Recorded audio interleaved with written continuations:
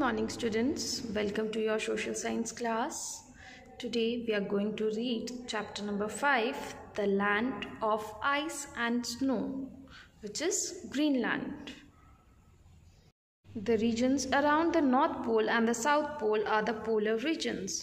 जो reason north pole और south pole के अराउंड है उन्हें हम क्या बोलते हैं? Polar regions.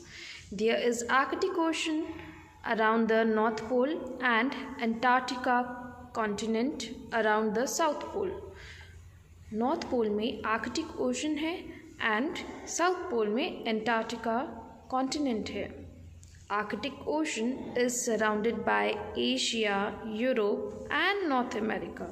जो आर्कटिक ओशन है वो सराउंडेड है by Asia, Europe and North America. The regions remain cold throughout the year. और जो ये रीजन्स हैं ये throughout the year cooler रहते हैं. We can experience this type of climatic conditions in Jammu and Kashmir during winters. और हम इस तरह का एक्सपीरियंस जो ये क्लाइमेटिक कंडीशन है इसका एक्सपीरियंस कहाँ पे कर सकते हैं? Jammu and Kashmir, and that too during winter season. Greenland, the largest island in the world, is located in this region. जो ग्रीनलैंड है ये वर्ल्ड का लार्जेस्ट आइलैंड है और वो इसी रीजन में लोकेटेड है. In this chapter we will discuss about Greenland. और इस चैप्टर में हम डिस्कस करेंगे ग्रीनलैंड के बारे में. Location: Greenland is a member country of kingdom of Denmark. जो ग्रीनलैंड है ये एक मेंबर कंट्री है किंगडम ऑफ डेनमार्क का. नुक is the capital of Greenland. और जो नुक है that is the capital of Greenland. It is located in east of Canadian Arctic Archipelago. ये कहाँ पे located है? East of Canadian Arctic Archipelago, between the Arctic and Atlantic Ocean, or between Arctic or Atlantic Ocean. Students, see this word. Don't pronunciate it as archipelago. इसको आप archipelago मत बोलना. This is archipelago. Archipelago. Is it clear, students? I have written it here so that you can read it properly. Is it clear, students? The Atlantic Ocean borders Greenland's southeast portion. जो Atlantic Ocean है ये border है Greenland के southeast portion का. The Greenland Sea is to the east. जो Greenland Sea है वो इसके ईस्ट साइड में है. The Arctic Ocean is to the north. और जो आर्कटिक ओशन है वो इसके नॉर्थ साइड पे है. And Baffin Bay is to the west. और जो बैफिन बे है that is on west side.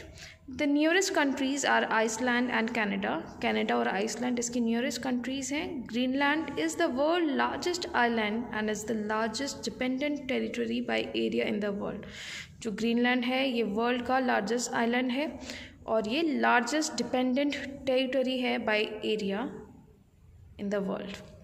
It also contains the world's largest national park. और इसके अंदर वर्ल्ड का लार्जेस्ट नेशनल पार्क भी है. You can see in this picture north East Greenland National park. ये वर्ल्ड का largest national park है. All towns and settlements of Greenland are situated along the ice-free coast. जितने भी towns हैं और settlements हैं जहाँ पे पीपल रहते हैं ग्रीनलैंड के वो मोस्टली सिचुएटेड हैं along with the ice free coast. जहाँ पे आइस फ्री कोस्ट जो एरिया है वहाँ पे सिचुएटेड है. Pollution is mainly concentrated along the western coast. और जो पॉल्यूशन है वो मेनली कंसनट्रेटेड कहाँ पे है? वेस्टर्न कोस्ट में. The north eastern part of Greenland which include sections of north Greenland and east Greenland is not a part of any municipality. जो northern eastern part है ग्रीनलैंड का जिसके अंदर नॉर्थ ग्रीनलैंड और ईस्ट ग्रीनलैंड के sections आते हैं वो किसी भी म्यूनिसिपैलिटी का पार्ट नहीं है but is the site of the world largest national park. But ये क्या है?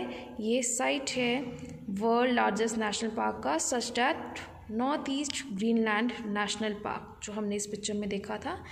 तो जो नॉर्थ ग्रीनलैंड और ईस्ट ग्रीनलैंड है वहाँ पे North East Greenland National Park बना हुआ है. A major part of this island is under permanent ice. इस आइलैंड का एक मेजर पार्ट परमानेंट आइस में ही रहता है and is located in Arctic region. और वो लोकेट कहाँ पे है, आर्कटिक रीजन में।